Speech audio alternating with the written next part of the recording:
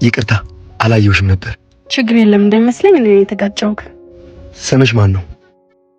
ሜሎን እባላለሁ።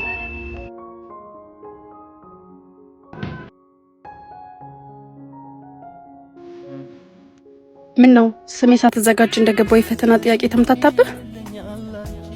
አይ ልቤን ትንሽ አስደንግጦት ነው። የኤክሴ ስም ሜሎና ትባል ነበር እና እኔ ስታይ ያንን ትዝታ ታስታውሳለህ?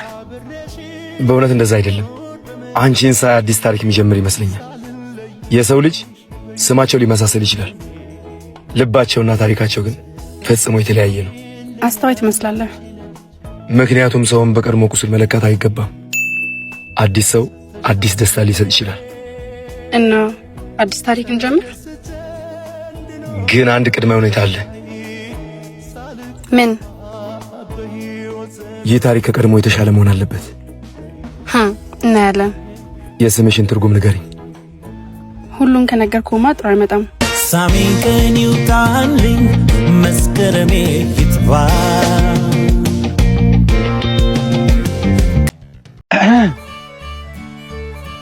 እሰይ አንተ እዚህ? አዎ እንደሚመስለኝ ፈጣሪም ጂፒኤስ አለው። ጂፒኤስ? አዎ ሰዎችን ወደሚገባቸው ቦታ ያመጣል። አጋጣሚ ነው የመጣ? ትንሽ አጋጣሚ፣ ትንሽ ፍላጎት። ፍላጎት? እንደገና ላይሽ ፍላጎት። እና ምን ልርዳ? በእውነት የሚፈልገው አንድ ነገር ነው። ምን? አንድ ዴት ካንቺ ጋር። ይህ በሱቅ ውስጥ የሚሸጥ ነገር አይደለም። እሺ ምን ልግዛ? በመጀመሪያ ጥሩ ደንበኛ ሁን።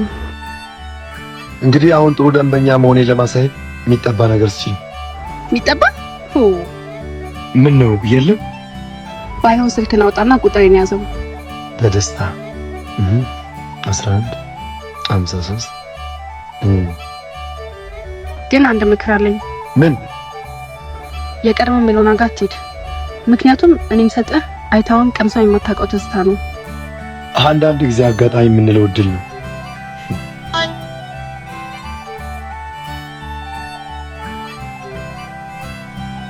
እንደዚህ አጣጥፋ የጠራኝ ዝም ብለህ ልታየኝ ነው? አይ እየተመለከትኩሽ ነው። እኔ ሰልኝ ነው። ግን አንዳንድ ሰው ውበት ሲያይ ቃል ይጠፋዋል። ሳስበው በቃላት የምታሸንፍ ሰው ነህ ይመስለኛል። አይ በፍቅር ነው የምመካው። እስኪ አንድ ጥያቄ ልጠይቅህ። እወድሻለሁ ብትለኝ ታምነኛለሽ ብለህ ታስባለህ? ኖ፣ ፍቅር በቃል አይሽጥም፣ በባህሪ ነው የሚታየው። እና ምን እያሳየኝ ነው? አንድ ነገር፣ ሰው ሲወስን ልቡ ይረጋጋል። እኔ ግን አንቺን ሳይ ልቤ ይደነግጣል። ምክንያቱም እንዳላጣሽ እፈራለሁ። እንዴ ገናውን እየታወቀን አይደል እንዴ? እንዴት ልትል ቻልክ? ምክንያቱም አንዳንድ ሰዎች ቀድሞ ልብ ላይ የነበሩ ይመስላሉ። እንደዚህ ደስ በሚል ቃላቶች ሴቶችን ታስደስታለህ። ኧረ አይደለም፣ እንደዛ የምታስተምረኝ አንድ ሴት ብቻ ናት። ማናት? አንቺ። እንግዲህ አንድ ምክር ልስጥህ። ምን? ልብ እንደ ብርጭቆ ነው፣ ሲሰበር መጠገኑ ይከብዳል። እኔ ግን እሱን እቃወማለሁ። ለምን? ትክክለኛ ሰው ሲገኝ መጠገን አያስፈልገውም፣ ምክንያቱም አይሰበርም። አንተ አደገኛ ሰው ነህ። ለምን እንደዛ አልሽ? ሰዎችን በቃል ሳይሆን በልብ ታስታውቃለህ። እንዴት ታዲያ? ወዴት ነው? ሳምኝና በሞትኩ ማለት አሁን ነው እንግዲህ። እዚህ ጋር ለመሳምሽ ስናፍቅ ማስታወሻ ይሆናል።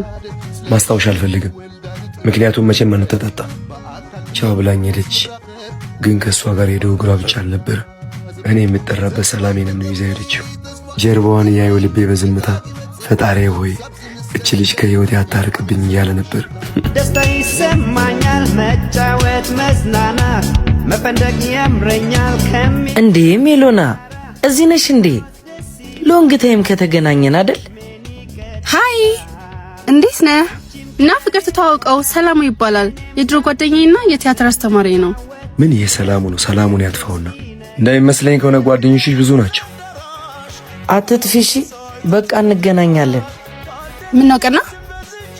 አያልቀን ነው። ወንድ ልጅ አይደለም አዎ ቀናለሁ። ያልቀኑበት ነገር ሲነጠቅ ስላየው በደንብ ቀናለሁ። እና ምን ነው ፊት ዝናብ እንዳዘለው ደመና ሆነ? እውነቱን ልንገርሽ፣ አዎ ሰው ሲወድ ትንሽ ይቀናል። ምክንያቱም ፍርሃት ነው። ያ ሰው ከኔ የተሻለ እንዳይሆን ብሎ ይፈራል። እናንተ ትፈራለህ? አይ እኔ የምፈራው አንድ ነገር ብቻ ነው። ምን? አንቺን ማጣት። የሆነ ነገር ልንገርህ። ምን? የሴት ልጅ ልብ ለመያዝ ቅናት ምንም አያስፈልግም። እውነት ብቻ በቂ ነው። እና እውነቱን ልንገርሽ? ንገረኝ። አንቺን ሳይ ልቤ እንደ ሕፃን ይሆናል። ይስቃል፣ ይደነግጣል። ይነው ሁል ጊዜ ከአንቺ ጋር መሆን ይፈልጋል። አንተ በጣም አደገኛ ሰው ነህ። ልብን ማሸነፍ ታውቅበታለህ። ደህና ቆየኝ። እወድሻለሁ። ብታይ እየኮራሁ ነው የምወድሽ። ደስ እያለኝ ነው የምወድሽ። ከንፈርሽን ለመሳም ከመናፈቄ በላይ ፈገግታሽን ሳየው ደስ ይለኛል። ምክንያቱም ውበትሽ በፊትሽ ላይ ቢታይም ፍቅሬ ግን በልብሽ ስር የሚኖር ነው። ና ሰፈር ያለው ኮንቴነሩ ጋር እየጠበቅኩ ነው። አሻክቤ ባይ ጭራለ ሰማይ አጉልኩዬ ባይ ውሆላዋይ ካልጋ ላይ ብተኛ እንቅልፍ ምን ሆንሽ በዚህ ፀሐይ? አንድ ነገር ልነግር ፈልጋለሁ። ምንድነው? ንገሪኝ።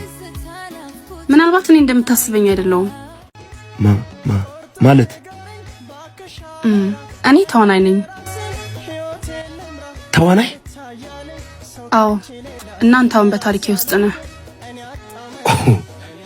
ኦ ማይ ጋድ! እና የሁሉ ትዕይንት ነበር? ምናልባት። እንግዲህ እኔም አንድ ነገር ልንገርሽ። ምን? እኔ ተዋናይ አይደለሁም፣ ግን ልቤ ከአንቺ ጋር ስትሆን ዓለምን በእጇ ያዘች ይመስላታል። ካሁን በኋላ ታሪኩን እንቀጥላለን? አዎ፣ ግን አንድ ሁኔታ አለ። ምን? ታሪኩ ትዕይንት ካልሆነ እውነተኛ ፍቅር መሆን አለበት።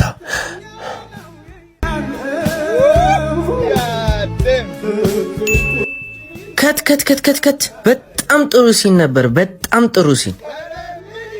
ማን ነው ይሄ? ነግሬ ነበር ተዋናይ ነኝ ብዬ። አንድ ጥያቄ አለ። ምን? ይሄንን ሲን ከጨረስን በኋላ እውነተኛ ዴት እንውጣ። እናስብበታለን። ጌታዬ ሆይ ምን ፈተና ውስጥ ነው የገባው? የማትበላው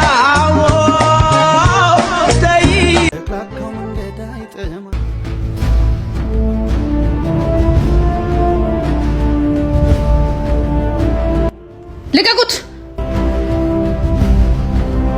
እኔን ለመጉዳት ካሰብሽ እገልብሻለሁ። ምን አባ? ታዩ እናቴ፣ ይሄ የኔ ጉዳይ ነው። ያንተ ጉዳይ ማለት የኔ ጉዳይ ነው። ይመለከተኛል። የኔ ፍቅር ተረጋጊ። ደስ እኮ አይደለም። ምንድነው የምረጋጋው? በእኔ ፊት ስትደበደብ እያየው። የኔ ቆንጆ፣ ይሄ እውነት ጸብ አይደለም፣ ድራማ ነው። ያንቺን ትኩረት ለመሳብ ያመጣሁት ሐሳብ ነው። ልቤን ለመፈተን ይሄን ያላስፈልጋል። ፍቅር ፈተና ነው ወይስ እምነት? ሂዱ። ምን አባቴ ላርግሽ? ደግሞ እንደዚህ እንደምትወጂኝ አላውቅም ነበር። ነገር ግን አንቺ እንደዚህ ስትሆኝልኝ ሳይ የእውነት ፍቅር እንዳለ ተማርኩ።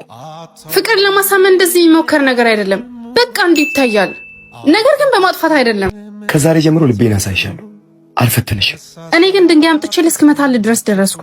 መምታቱን እንኳን ለኔ ተይው። ታውቂያለሽ ሜሎናዬ? ሜሎናዬ? አዎ። ምን ነው? አይ ምንም። ሜሎናዬ ስትለኝ ደስ ብሎኝ ነው። የእውነት ወድጄሻለሁ። እኔም የኔ ፍቅር ፍቅር በካራክተር ስም ነው። እጇን በያዝኩበት ቅጽበት ዓለም ሙሉ ከእጄ ቢወጣ እንኳን ምንም አይጎልኝም። ምክንያቱም የምፈልገውን ዓለም በእጄ ውስጥ ይዤ ነበር። ፍቅር ደህና ነሽ? ነገ ልሄድ ነው። ቀኑ በፍጥነት እንዴት እንደዚህ ሄደ? ፍቅር ያለበት ጊዜ ሰዓቱ አይሄድም፣ ልብ ነው የሚሮጠው። እኔ ከሄድኩ ግን አትረሳኝም አይደል? ሰው ስሙን ሊረሳ ይችላል፣ ግን ልቡን ያሳረፍበትን ሰው መቼም ፈጽሞ አይረሳው። አረሳሽም የኔ ቆንጆ። ርቀቱ ያስፈራኛል።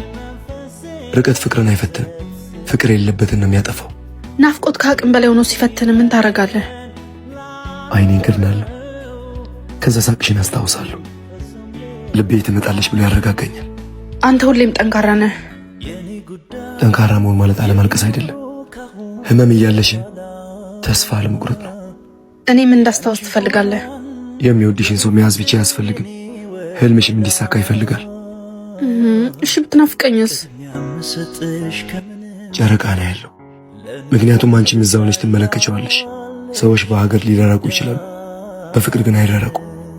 ስለምወድሽ ሁሌም ካጠገብሽ ነኝ። ጠብቀሃለሁ። እኔም እጠብቅሻለሁ የኔ ቆንጆ። ምክንያቱም እውነተኛ ፍቅር ተለያየን ብሎ ያበቃ እንደገና እንገናኛለን ብሎ ይጠብቃል እንጂ። አንዳንድ ሰዎች ሲርቁ ርቀቱ በኪሎ ሜትር አይለካም፣ በልብ ስቃይ ነው የሚታወቀው። እንዴት ልቤ ገታ ትመላለሳለች። እንውረድ። ሰው ሲናፍቀው ስልክ ይደውላል ወይንም ሜሴጅ ይጠብቃል። እኔ ግን አንቺን ካወቅ በኋላ ናፍቆት ማለት በብዙ የሰው ጭውውት ውስጥ ተኩኖ የአንድ ሰውን ድምፅ መስማት እንደሆነ ተማሩ። የኔ ቆንጆ ገላይ እስኪ ቅፍ አድርገኝ፣ እዚህ ሰፊ ደረት ውስጥ አስገባኝ። የኔ ሴት ቆይ እኔ ልናገር። አንተን እያናገርኩ ቀኑን ጨርሰዋለሁ፣ ልቤ ግን አይጨርስም። ታውቃለህ፣ ቻው ብለኝ ስንለያይ ከሰውነት የሆነ አካል እንደጎደለ ይሰማኛል። ካራክተር አይደለም አይደል? አይደለም። አንቺ ከሌለሽ ከተማው ሙሉ ሰው ቢሆንም ባዶ ይመስለኛል። የሚገርምሽ መንገዶቹ ሳይቀሩ አንቺን ያስታውሱኛል። እኔ ደግሞ ማታ ስተኛ ትራሴን ባዶ ቦታ አስቀምጠዋለሁ፣ እንደምንም ሆኖ ትከሻ እንዳላጣ። ናፍቆትሽ አይኔ ላይ ያስለቅሰው፣ ልቤን በዝምታ አድክሞታል። የሚገርምሽ በአንቺ ናፍቆት ብዛት ዳቦና ስፖንጅ መለየት ከብዶኛል። እኔ ስራ ላይ ሆኜ በዝምታ ስዋጥ ሰዎች ምን ሆንሻል ሲሉኝ እውነቱን አልናገርም፣ አንድ ሰው ናፍቆኛል ብዬ። አንቺ ናፍቄሽ ብቻ አልነበረም ከአንቺ ጋር የነበረኝንም ሰላም ነው የምናፍቀው። የኔ ነጭ እርግብ፣ ጥያቄ ልጠይቅህ። እሺ። አንድ ሴት መታ $1 ቢሊዮን ሰጣለሁ ብትል እና 4 ላምቦርጊኒ መኪና ሰጣለሁ ብትል እና ደግሞ ላግባ ብትል ምን ትላታለህ? የኔ ቆንጆ ብርና መኪና እኮ ቁስ እንጂ ልብን አይገዛም። እኔ ከአንቺ ጋር ነው መኖርም መሞት የምፈልገው። ገሌ እንግዲያውስ በሚቀጥለው ስንገናኝ እቅፍ አድርገኝ፣ ትንሽ በልብ ውስጥ ቦታ ስጠኝ። ትንሽ ብቻ፣ ሁሉም ያንቺ አይደል? ወይኔ ሰዓት ደርሷል። በቃ እንግባልሽ እንጂ ሻንጣሽ አልፏል። በቃ አንቺ እንጂ እመጣ የለ እንደገና እንገናኝ አይደል? ትጠብቀኝስ አይደል?